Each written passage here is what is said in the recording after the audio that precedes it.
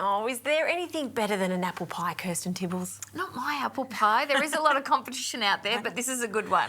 If you want one really good recipe for apple pie, listen up because Kirsten Tibbles will make it to perfection. Let's start on the apple component. So I'm going to bake the apples. I've peeled and sliced the apples. How many apples? It's about 1.2 kilos of apples because when they bake down, they do shrink quite a bit. Yes. So we've got some melted butter in there, sprinkle of sugar.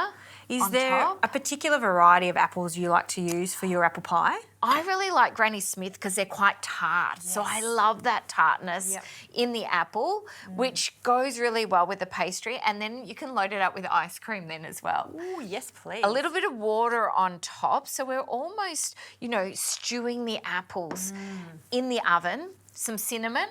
Yeah, this is really interesting. Usually you would do it in a pot, but why are you choosing to do it in the oven? I just think it's easy. You don't have to watch it. Yeah. Just pop it straight into the oven and let it do its thing. Some brown sugar, the molasses in the brown sugar is going to give us a beautiful caramel flavour throughout the apples. We've set the oven at 160 degrees Celsius. I'm going to stir this through and then this bakes for 40 minutes. Oh, fantastic. I love the idea of doing this in the oven because they're also going to hold their shape slightly but still be really, really soft.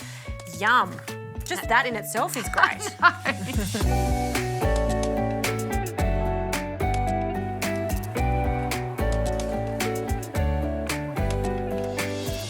We're going to start with the pastry now. So are you okay making that? Ah, piece of cake.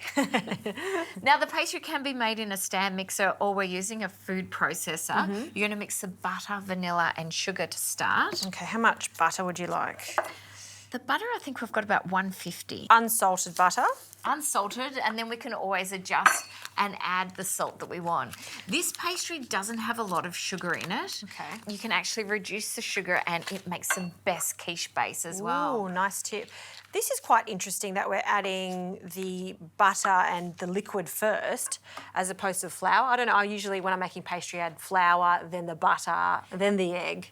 That's a really good point. Now you can do it two ways. You can put the butter and sugar together at the start, then the flour goes in last, and it's really important if you do that not to overmix it. The alternative is to rub the flour and butter together, and what happens is the butter coats the gluten in the flour and stops it elongating and stretching, and that's why your pastry shrinks. So by crumbing your butter and flour together, it's actually coating the gluten and hindering it from developing. Both really good ways. It's like a little science lesson, isn't it? I know, with you it is. There's always reasons why things are done a certain way. I love it. Okay, so I'm going to blend this first. Just give that a mix. Yep.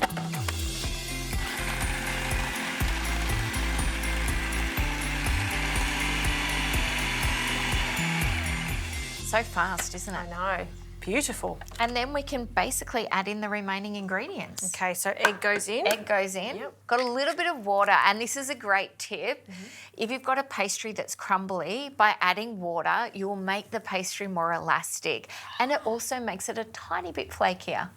Good tip again. So splash of water, about a couple of tablespoons. You know I'm at most. exact, Justine. I'm like, just pop it in there. I've got exactly 40 grams, which is the same as 40 mils of water. I think that was measured out, guys.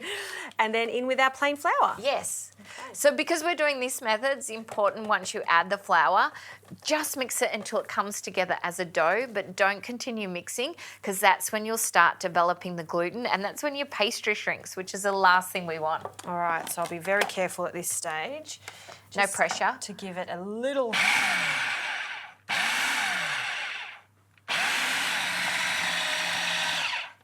Kirst, how's that looking? That looks really good. Okay, so I'll take that off. I've got some Glad wrap. We're going to wrap this up and place it into the fridge for approximately an hour or until it firms up. Once we chill the pastry, we're going to roll it out to about 3 millimetres in thickness. Once again, you know I'm exact. Yes, yes. Cut the pastry in half. Half we use to blind bake our tin and we fill it with paper, baking paper and rice. And that's to partially bake it so the sides don't collapse. And the other half of the pastry is for the lattice top. Okay, all right, we'll get that chilled straight away so we can start rolling.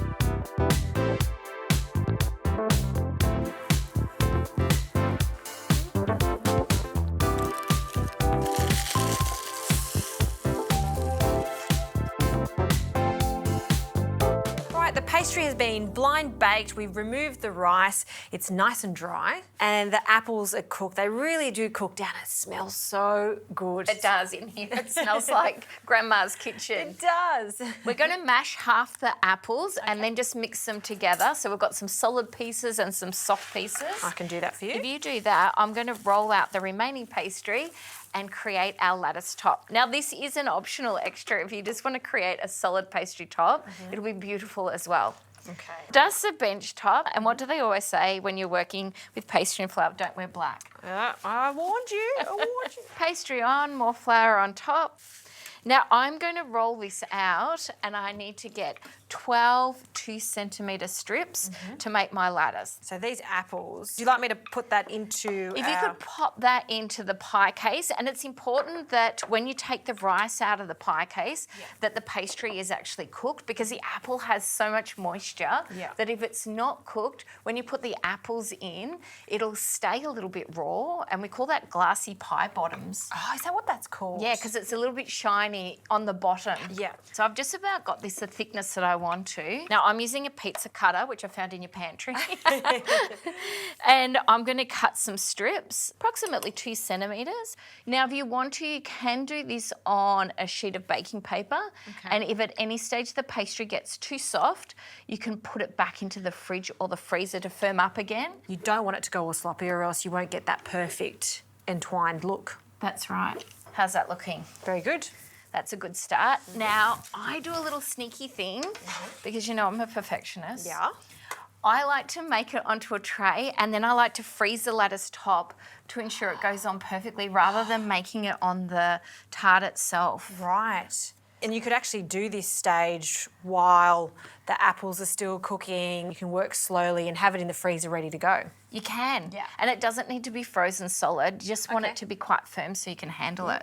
So I'm going to do 6 across there. Okay. We've got a brush and some water.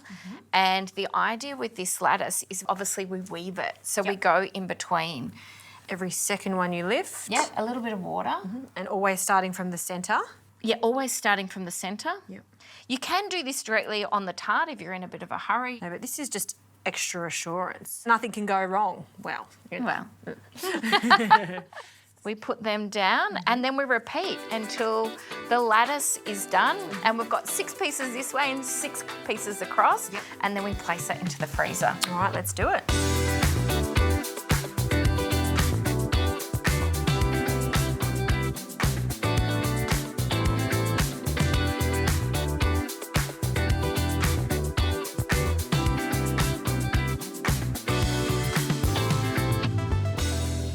Out of the freezer, we're going to move quickly before it becomes too warm. Okay.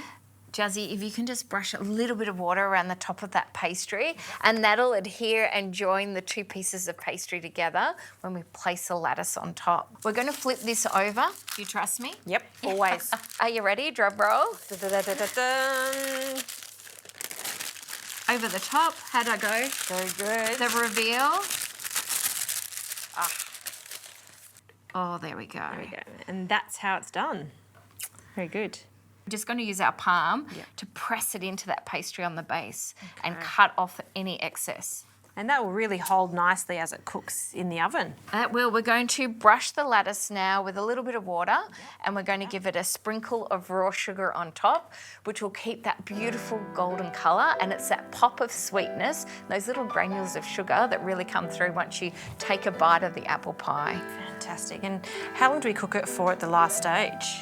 We cook it for 50 minutes or until it's a beautiful golden brown colour, 160 degrees Celsius. Fantastic. Pop it straight in. Pop it straight in. Here we go.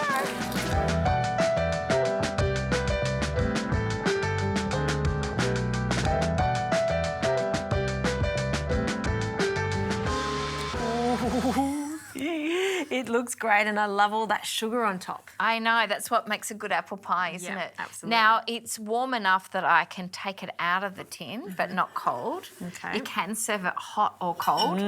Now, do you know what this would be perfect with? Ice cream. Ice cream, absolutely, but also Cream. a big dollop of cream. Now, how big am I going here? As big as you can slice. How's that? That looks... Oh, look how much. See that? when you've got a serious amount of apple action, you know that this is going to be a really good apple pie. And like we said, ice cream is great, but our preference, dollop cream, fantastic. Absolutely. And the more apple, the more cream you can put on. Yeah, exactly. And I love this dollop cream because it will just hold. Look at that. Oh, I think one more scoop. What do you think? Two of us sharing our first true. piece. You have to go first. All right, You've made all right. this delight. I'll wait for you.